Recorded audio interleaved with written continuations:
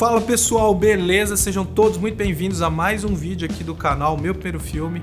E hoje nós temos um convidado muito especial para falar de uma figura icônica aqui do cinema nacional, a Márcio Mazzaropi. Se você faz parte das gerações mais novas, provavelmente você não deve ter assistido nenhum filme de Mazzaropi, mas pelo menos ouvido falar, com certeza você já ouviu.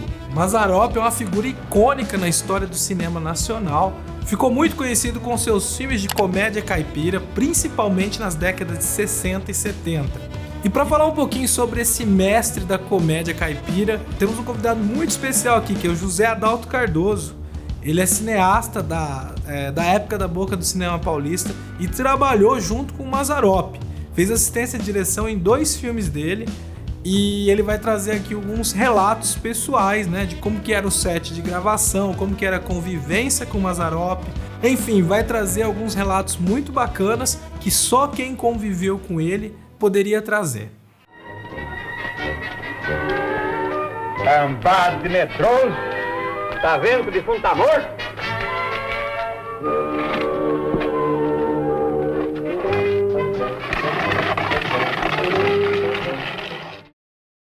Bom, rapidamente, o Mazzaropi, ele começou em circo, ele encarnou o personagem do caipira na década de 50. Ele não era exatamente um caipira, ele era um cara simples. Ele fazia um personagem coitado, sempre vítima, coisa assim, que era a característica dos personagens do Mazzaropi. Ele começou em circo, foi para a rádio, isso na década de 50, ele já começou com cinema, contratado pela Vera Cruz. Fez um filme, ele fez 4 ou 5 filmes entre Vera Cruz e Massaíne, que era cinedistre, que ele fez num período de até 60 e poucos. De repente ele percebeu que faziam filas e mais filas para assistir os filmes dele, e quem ganhava dinheiro era o produtor, ele ganhava o cachê de ator só. Ele decidiu que ele iria produzir os próprios filmes. Então, na década de 60, ele criou a empresa dele, a Pan Filmes, Pan de Produções, a Márcio Mazzaropi Filmes. Ele tinha uma fazenda lá no Vale do Paraíba, a Fazenda da Santa, e ele fazia todas as filmagens lá. No começo era meio precário, depois que ele começou a ganhar dinheiro, a coisa ficou bem profissional. Ele morreu em 81, me parece, acho que junho de 81. Até 2 anos antes ele estava na ativa, estava trabalhando, inclusive ele tinha um roteiro do filme seguinte dele, que seria o Jeca contra Maria Tomba Homem.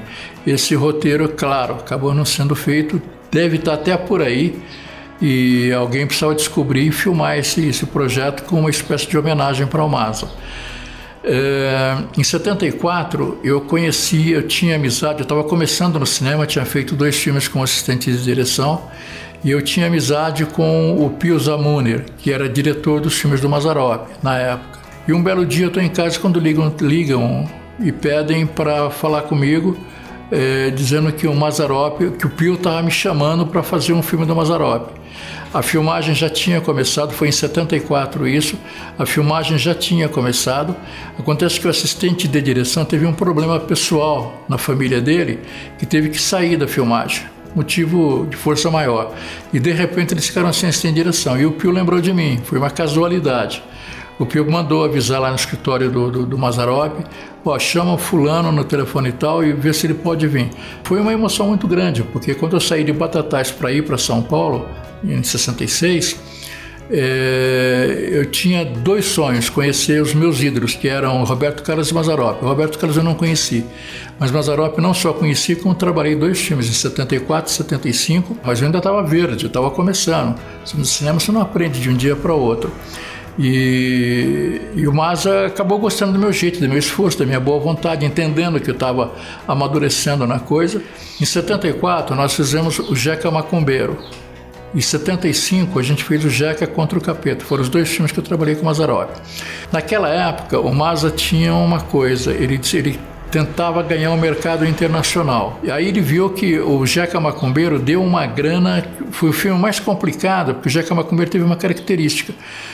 Quando estava terminando as filmagens, eles descobriram que o roteiro estava curto, o filme não ia dar a minutagem certa para um longa-metragem.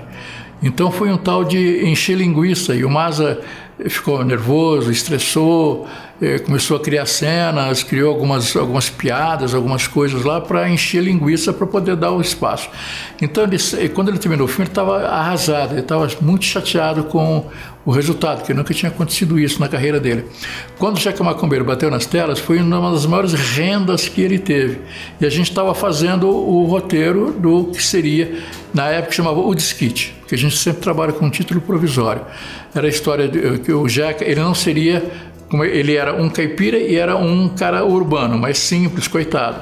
Então no O Desquite ele seria um taxista do Lago do Aroche, que tinha uma filha casada, mal casada, que vivia mal com o marido, com não sei o quê, e acabavam se separando. E era naquela época de desquite, divórcio, que estava aquela transição. Então, e o Maza, como era o conselheiro, era sempre a vítima, né? Era o pai da moça, e ele dizia, não, você não pode desquitar, você não vai ser uma mulher desquitada. Até que arranjou um advogado para fazer a separação, e o advogado falou, não, ele pode divorciar na Bolívia, porque lá existe o divórcio. Então era uma desculpa para ele ir para a Bolívia, tá? Então o roteiro foi feito mais ou menos nesse sentido. E depois, quando o Jeca Macumbeiro bateu na tela, ele sempre lançava filme dia 25 de janeiro de cada ano, que era aniversário de São Paulo. Ele lançou o Jeca Macumbeiro dia 25 de janeiro de 75. Quando ele lançou, ele viu tanta gente, e onde ele ia fazer os lançamentos, lotava, mas lotava mesmo. Ele falou, não, esquece Bolívia, esquece sair fora do Brasil, eu quero voltar a ser caipira. Aí ele mudou para ser um caipira, pegou o roteiro que eu tinha feito com ele, me pagou e jogou fora o roteiro. Falou, olha, desculpa, mas não vou fazer isso não. Jogou fora o roteiro mesmo, mas me pagou direitinho que a gente combinou, e aí nós fomos fazer o Jeca contra o Capeta, que foi o segundo filme que eu fiz com ele. Daí para frente já fui para outros caminhos e acabei não filmando mais com ele. Mas foram os dois filmes que me deixaram muito feliz. Nhonhô, a vida é assim mesmo. Você queria casar, não tinha dinheiro. Juntou dinheiro, agora tem dinheiro e já não dá mais para casar, já está fora de distribuição. Eu cheguei aí na casa dele algumas vezes, em Itaim Bibi, e essa aproximação maior foi quando eu estava fazendo o roteiro, que a gente se encontrava ou na casa dele ou lá no escritório dele, para discutir as cenas, fazer coisas assim.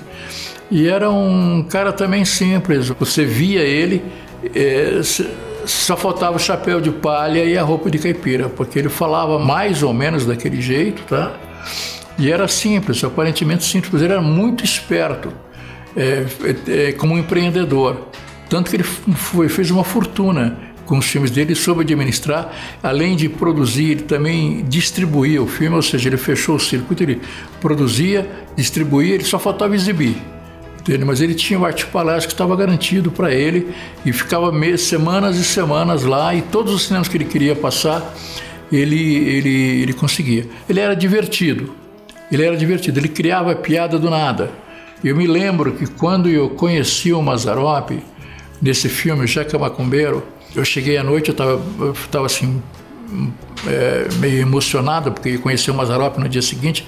Eu fui à noite para Taubaté. De manhã, eu acordei, fui tomar café, e quando eu saio do restaurante, a casa dele era em frente, ele tinha a casa dele. Ele estava vindo de roupão, tinha acordado aquela hora. Aí eu falei, puxa vida, eu tô na cara a cara com o Mazzaropi, meu ídolo, pô, que delícia, né? Aí, tudo bem, chegou, pô, você é o novo assistente de direção, né? Sou, sim, poxa, que prazer, cara, te conhecer, né? Vamos trabalhar juntos, tal. Você é de São Paulo? Eu falei, não, eu sou do interior. De onde? Batatais. Ele falou, Batatais? Eu conheço, eu lembro de Batatais. Eu já estive lá fazendo show, mas eu achei que ele estava falando aquilo para me agradar, sabe? Quer dizer, só para ser simpático. Falou, Batatais não é onde tem um jardim com aqueles bichos esculpidos em arbusto, coisa assim. Eu falei, pô, é Batatais mesmo que ele está falando. Ele está falando, ele lembra mesmo da minha cidade, né? Pô, eu fiquei tão feliz, né? Aí eu falei assim, Massa, puxa, tem ainda aqueles arbustos, estão meio mal cuidados, mas tem ainda, não sei o quê. Aí ele falou assim, pois é, rapaz, eu ouvi uma história que eu não sei se você pode me confirmar.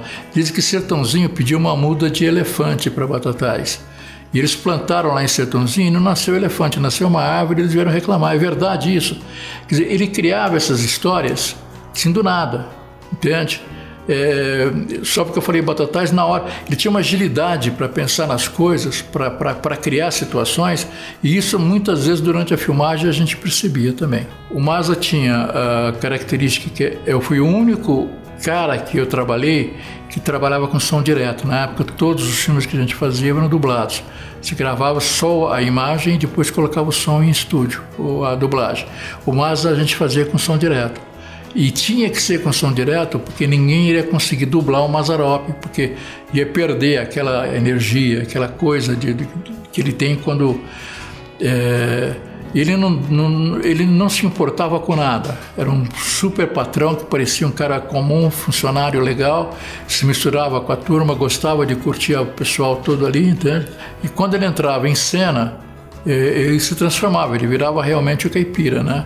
Ele numa época em que o cinema brasileiro sempre teve problemas, mas numa época que tinha mais problemas, ele sozinho, ele superou tudo isso, ele sozinho mesmo, com os recursos dele, ele foi construir o império e tinha muito orgulho disso, sabe?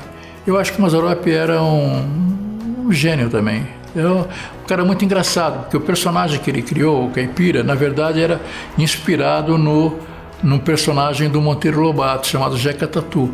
Monteiro Lobato escreveu o Jeca Tatu para um laboratório farmacêutico, porque anunciava biotônico Fontoura. Então a biotônica era uma bebida, um remédio que se tomava e ficava forte. Então eles criaram um caipira que estava cheio de doenças e pegava aqueles bichos do mato e tomava biotônico e ficava forte. E esse caipira, o Jeca Tatu, foi o que o Mazza adaptou, e tanto que acho que o primeiro ou o segundo filme dele chamava Jeca Tatu mesmo. Tá? A partir daí ele adotou o Jeca, mas com o nome de Mazzaropi, mas a inspiração veio de lá, do Monteiro Lobato. Quando a gente terminou o Jeca Macumbeiro, a gente trabalhava e recebia por semana. No final das contas, quando você vai para o escritório, ele assina um recibo provisório, cada semana, de que recebi tanto, tanto, tanto.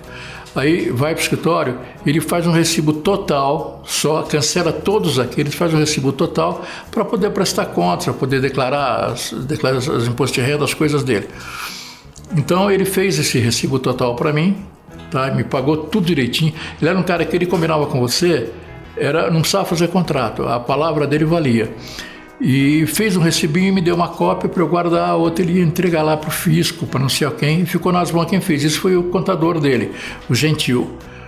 Aí eu fui para casa e estava vendo aquele recibo e notei diferença de 1 cruzeiro, um erro de 1 cruzeiro a menos para mim. Um cruzeiro seria, um cruzeiro mesmo. O cruzeiro seria hoje 10 centavos, no máximo, né? Então eu peguei e já liguei para o Gentil, eu falei, Gentil, não estou te cobrando não, é porque na hora que você for fazer as tuas contas, bater as tuas contas, naquela época não tinha computador, você vai quebrar a cabeça porque vai te faltar 1 cruzeiro na tua prestação de contas. É do meu recibo, tá?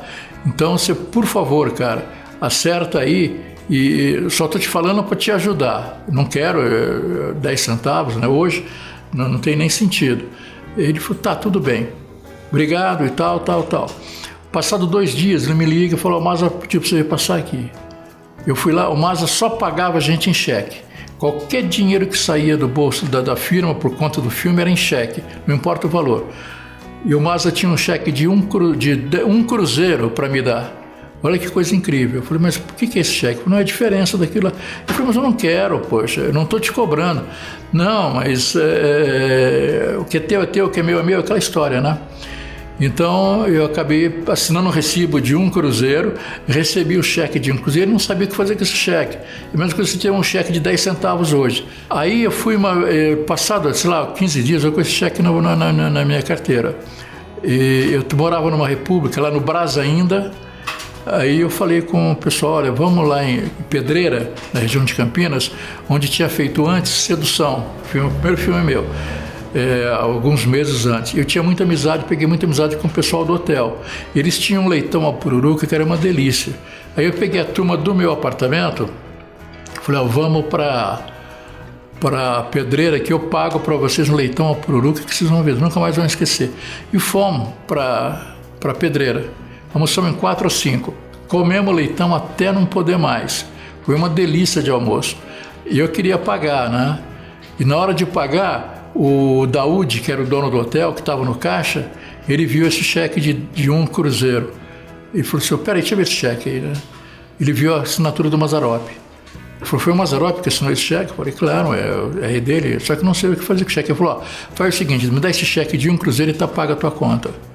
Entende? Eu falei, poxa, cara, é mesmo? Com 1 cruzeiro, com 10 centavos, hoje eu pago uma conta de 5 almoços desse jeito, né? Não, tudo bem, tá resolvido. Essa assinatura do Mazza aqui valeu. Passado alguns meses eu volto, eu estou passando lá, por acaso, e vou lá cumprimentar ele, que ele é amigo, né?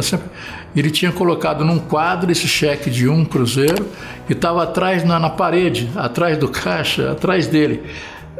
A assinatura, o autógrafo do Mazzaropi num cheque de 1 cruzeiro, sabe?